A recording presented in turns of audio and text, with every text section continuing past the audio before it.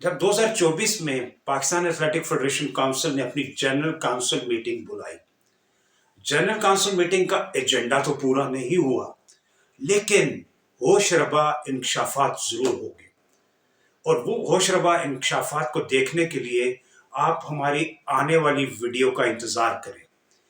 یہ ویڈیو نہ صرف آپ کو یہ بتائے گی پاکستان سپورٹس بورڈ نے کس طرح پاکستان ایتھلیٹکس میں کروڑوں روپے کا خرد برد کو بچایا، اسی میں آنے والی ویڈیو ہی میں ہم لوگ ایک انکشاف کریں گے کہ کیوں بڑے محکمے، سپورٹس کے محکمے تو پہلے مداخلت کرتے ہی تھے کھیلوں کی فیڈریشنز میں، لیکن کچھ اور نہایت پاورفل ادارے بھی پاکستان کی ایتھلیٹکس اور ڈفرینٹ گیمز میں مداخلت کر رہے ہیں۔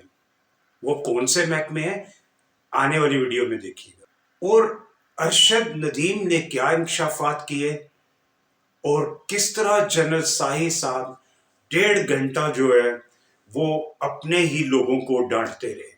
شکوک و شبہات پہلے ہی تھے، لیکن دو بڑوں کی جنگ میں چند چھوٹے پسنے والے ہیں۔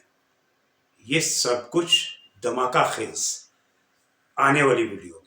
میں ہوں شاہد الحق اور آپ دیکھ رہے ہیں سپوفٹ یوٹیوب چینل، اور سپوفٹ یوٹیوب چینل کو سبسکرائب کیجئے، شیئر کیجئے اور اپنے کمنٹ ضرور دیجئے، اور آنے والی ویڈیو کا انتظار کیجئے۔ اور بہت تشویشناک خبر ہے کہ ارشد ندیم کے ساتھ کیے گئے وعدے پورے نہیں ہوئے، نہ پاکستان سپورٹس بورڈ کی طرف سے، نہ حکومت پاکستان کی طرف سے، نہ پنجاب گورنمنٹ کی طرف سے، اور نہ ہی ایتھلیٹک فیڈریشن نے کوئی بھی قدم ایسا اٹھایا جس سے ہم لوگ یہ کہہ سکیں کہ ارشد ندیم اپنی ٹریننگ جاری رکھ سکے گا۔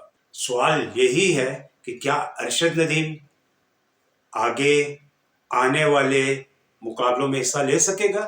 آپ نے کمنٹ میں بتانا ہے۔ دیکھنا یہ ہے کہ دوستوں اور خاندان کا یہ اثار پاکستان ایتھلیٹکس میں کوئی توڑنے میں کامیاب ہو جائے گا، جبکہ بہت بڑے محکمے بھی اس میں انوالو ہو گئے ہیں اور بہت بڑے عہدے بھی انوالو ہو گئے ہیں۔ پہلے تو سنا کرتے تھے کہ پاکستان سپورٹس بورڈ جو ہے نا مداخلت کر رہا ہے، اور اولمپک ایسوسی ایشن مداخلت کر رہی ہے پیرلل گروپس بنانے میں، لیکن اب اگلی ویڈیو میں انتظار کیجئے، دیکھتے رہیے سپوفٹ یوٹیوب چینل۔